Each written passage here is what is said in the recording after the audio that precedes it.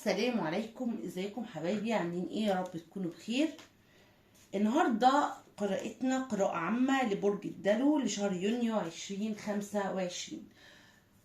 بس قبل ما ابدا القراءة فضلا وليس امرا ما تنسوش الاشتراك في القناة وتفعيل زر الجرس ليصلك كل جديد. بالنسبة للقراءات المجانية تابع معي بس مباشر القناة، اما القراءات الخاصة بسيب لينك الفيسبوك رقم الواتساب صندوق الوصف تقدر تتواصل معي لحجز قراءتك الخاصة. برج الدلو هذه قراءة عامة تكاد تنطبق او لا تنطبق. يلا بينا نبدأ على طول، وقبل أي حاجة ما هي إلا طاقة والعلم عند الله. برج الدلو هنبدأ على طول بالطاقة العاطفية بعد الأوركل بتاعك، وبعدين هناخد ماديات وأعمال وصحة وطاقتك العامة خلال هذا الشهر. يلا بينا نبدأ.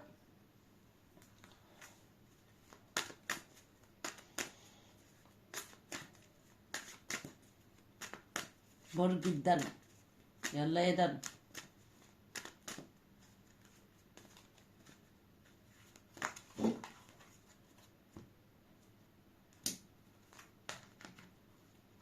وعشرين 25 هتكشف حاجات كتير انت مش شايفها. بسم الله ما شاء الله. يلا بينا. برج الدلو اول حاجه بيقولك انت هتبدا تكشف امور ما كنتش عارفها، امور، مواقف، اشخاص، كل حاجه هتبدا تظهر لك بشكل حقيقي. هتكشف كل المقفول، كل الغامض. خلاص، هنا بكشفك للامور هتبدا تكسر حواجز انت كنت حاططها على نفسك، كنت مانع نفسك تنبسط، تفرح، تاخد قرار سليم، كنت حاسس ان انت جاي عليهم القرار دوت لصالحك بس مش لصالحهم. لا، هتبدا تاخد قرارات لصالحك يا برج الدلو. هتبدا ان انت تشوف الامور والناس بشكل سليم وصحيح، وعلى اساس او ضوء ده هتبدا تاخد قرارك السليم. واخيرا هنا انا شايفه الدلو بيطلع رحله حلوه، عنده تغيير في حياته، عنده فرحه حلوه جايله، عنده تحقيق الاحلام. ففي حاجات حلوه جدا برج الدلو جايلك. يلا بينا بقى ناخد طاقتنا العاطفيه.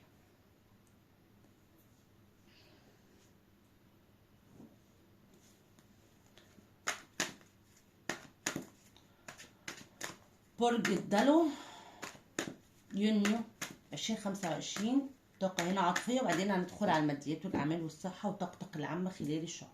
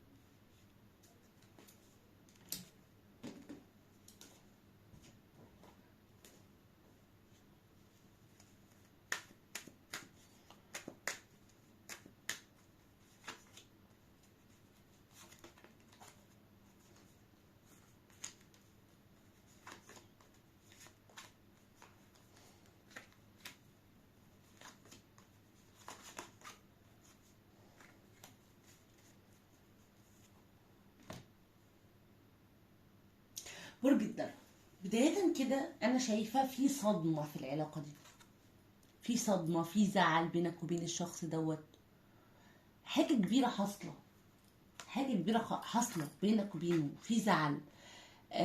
ربما كمان مش بس زعل، في كشف الأسرار، في كشف سر. ممكن الأوركل هنا كان بيكشف لي الموضوع دوت. برج الدلو انا شايفه ان شريكك بص عنده خجل شديد منك، عاجز انه يقدم ليك حاجه، حاسس بخجل قدامك، مش عارف ياخد خطوه معاك، رجل بره ورجل جوه. كأن الشخص دوت عايز يطلب منك فرصه جديده ولكن مش قادر، عاجز انه يعمل دوت، خايف، قلقان، مكسوف منك، خجلان منك. خلاص، طيب، يبقى الشخص ده عمل حاجة كبيرة جدا. ما هو عندي ناين اوف سورد، في صدمة، في صدمة، انت كشفت عنه حاجة كبيرة. خلاص، كمان او بلس ان الشخص دوت دايما كان يطلب منك خطوات، او هيعمل خطوة ويوعد وكان يتراجع. فهنا انت قدمت وقت، قدمت جهد. خلاص، وكل ما بتقول العلاقة دي هتكمل او هيبقى في حاجة بترجع تاني لورا. خلاص، عندي هنا في النايت كان شخص بطيء جدا، دايما بيرمي عليك الاتهامات ودايما بيرمي عليك اللوم. كان دايما عنده طاقة غضب، عايز يتحرر من اي حاجة حواليه. والشخص دوت اعتقد انه كان ليه نزواته الشخصية، عنده علاقات مثلا. الشخص دوت ما كانش ملتزم او مخلص ليك بشكل كامل برج الدلو. وده اللي انت عملته قصاد ده. انت كنت شخص كريم جدا معايا دلو، قدمت ليه حاجات كتير جدا وربما ساعدته ماديا، اكرمته بزيادة. هو ما قدرش اي حاجة من الحاجات ديت، بل بالعكس وجعك وكسرك وخذلك. خلاص. الشخص دوت مدمن على الطاقات السلبية او مدمن على الامور المزعجة، الامور السامة، سواء جسديا مثلا او عادات سلبية او سيئة. شايفة بينك وبين هذا الشخص حاليا فترة صمود او جمود في العلاقة بينك وبينه. وكأنك برج الدلو حاليا في فترة فراق أو زعل من هذا الشخص قوية جدا. التليفونس هنا تعبت جدا في العلاقة دي وقدمت فيها حاجات كتير جدا، ودلوقتي حضرتك بتحجب مشاعرك عن هذا الشخص ومتحير. يعني انت ما بين وجع الفراق او الزعل اللي هو عمله معاك والصدمة اللي انت عشتها، على قد ما انت بتحبه على قد ما انت اتوجعت منه. انت عايز تنفونس، انت تعبان، اجتهدت كتير في العلاقة دي وما كانش فيها حاجة، شايل هم كبير جدا فيها، مش عارف تعمل ايه ومش عارف تتصرف ازاي. لا عارف تتحرر من حبه ولا قادر تكمل مع شخص اذاك، وعارف ان العلاقة صعبة ومش هتكمل الا بالاذى. فهنا برج الدلو انا بشوفك ان انت محتار، مش عارف تقرر انت عايز ايه. انت محتاج تواجه نفسك اكتر من كده. ايجو بنتكل طبعا واضح ان هو عايز فرصة جديدة معاك، وان هو خجلان منك، وكأنه عايز يحكي لك او يقول لك حاجات جواه بس متردد. وزي ما قلت لك برج الدلو هذا شخص كان ليه علاقات، شخص بيحب الحرية، انت اكرمته بزيادة، وربما كمان هذا الشخص استغلك ماديا او جسديا. طيب تعالى ناخد كده المشاعر برج الدلو.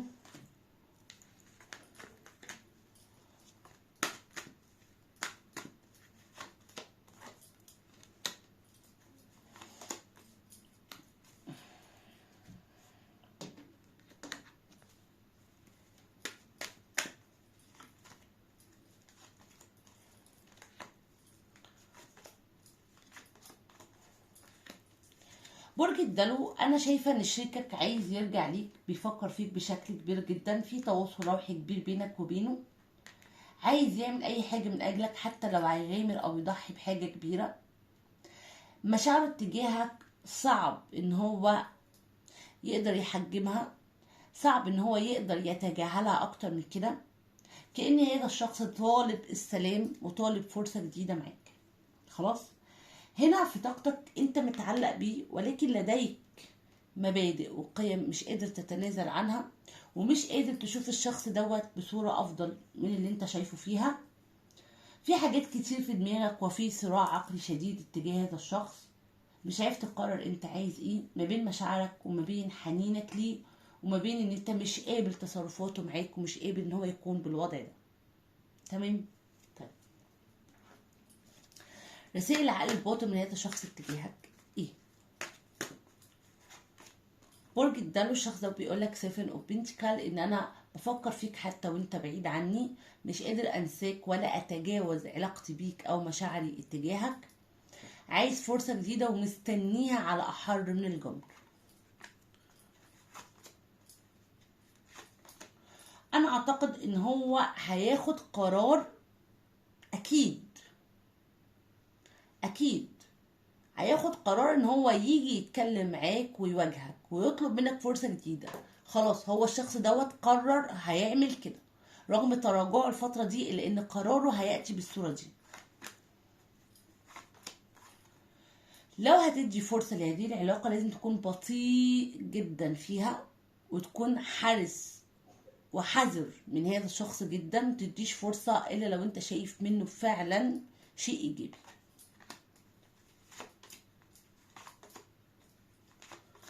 مصير علاقة يا برج الدلو، أنا بشوف لما شامل العلاقة دي مرة تانية، بشوف إن العلاقة دي هيكون فيها استقرار، بشوف إن شاء الله بيكون في سعادة تنتظرك مع هذا الشخص. يعني إن شاء الله الفرصة اللي أنت هتديها له هيكون فيها تغيير صريح.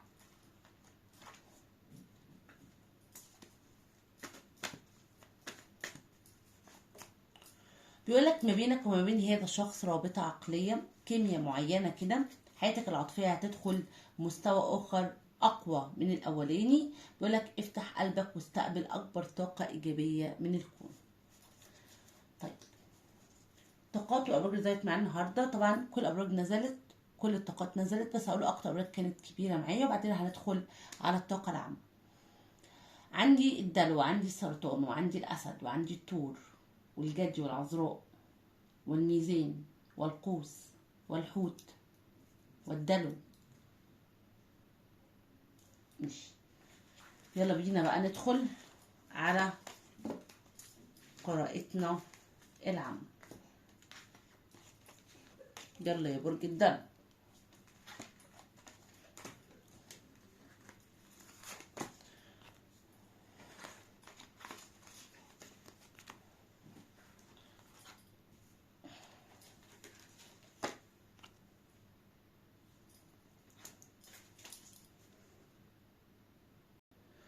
طاقتك العامة خلال هذا الشهر ايه؟ يلا بينا. يونيو 2025، طاقة عامة برج الدلو.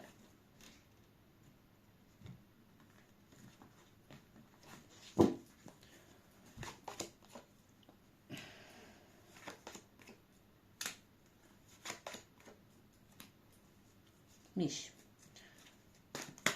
المادية،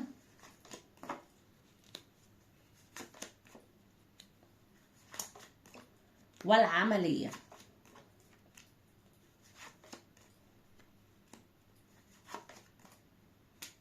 والصحية.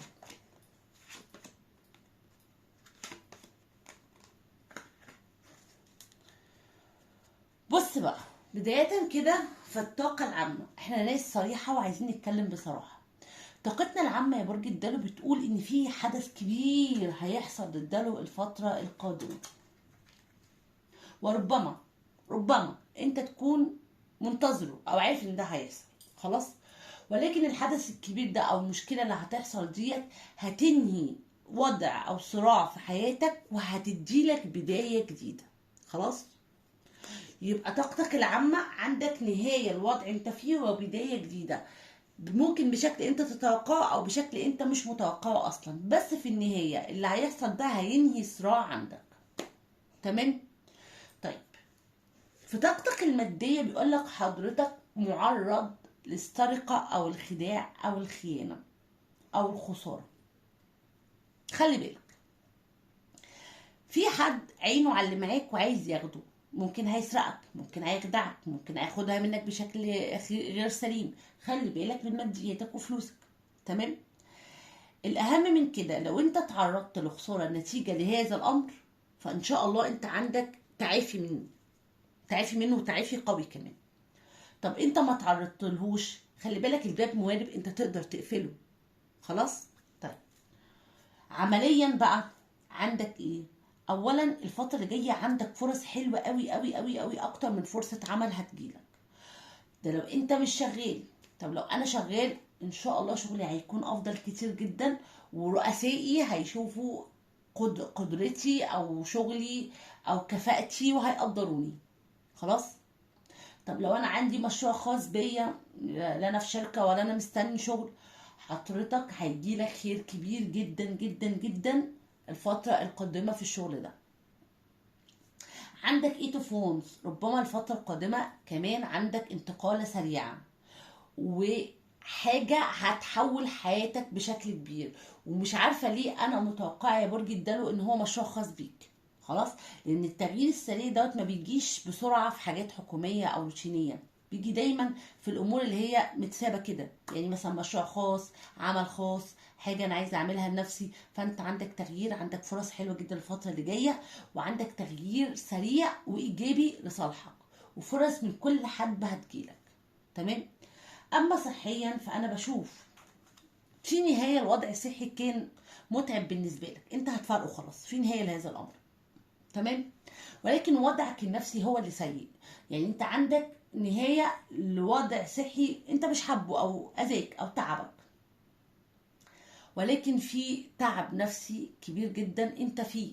وهو ايه بقى التعب النفسي اللي يعني انت يا مكتئب حضرتك، يعني عندك اكتئاب، يعني انت مستسلم بقى للي بيحصل لك، فنفسيا لا انت مقدر حاجة ولا انت شايف حاجة، وبقى عندك لا مبالاة.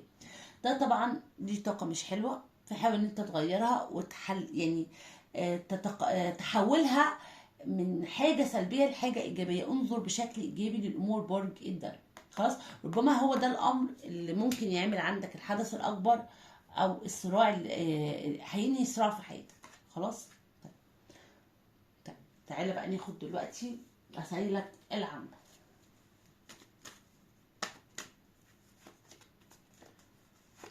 الرسائل العامة أهو، صحتك الداخلية لازم تكون متوازنة علشان صحتك الخارجية. أخبار حلوة هتجيلك الفترة اللي جاية، وشخص سيء هيخرج من حياتك. حاول تقفل على نفسك، ما تبينش أمورك لحد، لأن في أشخاص عايزة تعرف أسرارك بأي طريقة. ملاكك يقول لك ابقى قويا، امل بالمعجزات، دورك قادم قريبا.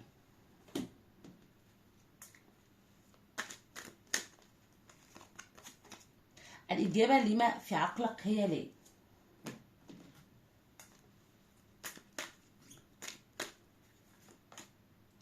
في أشخاص موجودين في حياتك هيتسببوا في مشاكل ليك، وبعد ما يعرفوا ويتأكدوا إن أنت خلاص في المشاكل هيبدأوا إن هم يبعدوا من حياتك.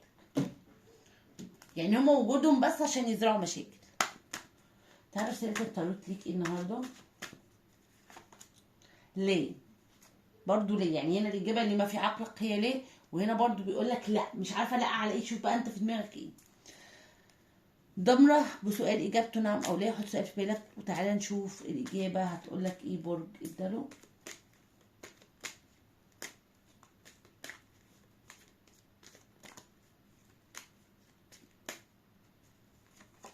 انتظر. بتقول لك إيه؟ انتظر. طبعا طاقات الراجل احنا قلناها في الطاقة العاطفية. بكده تكون خلصت لقاءاتنا مع بعض. شكرا لكم، اشوفكم على خير.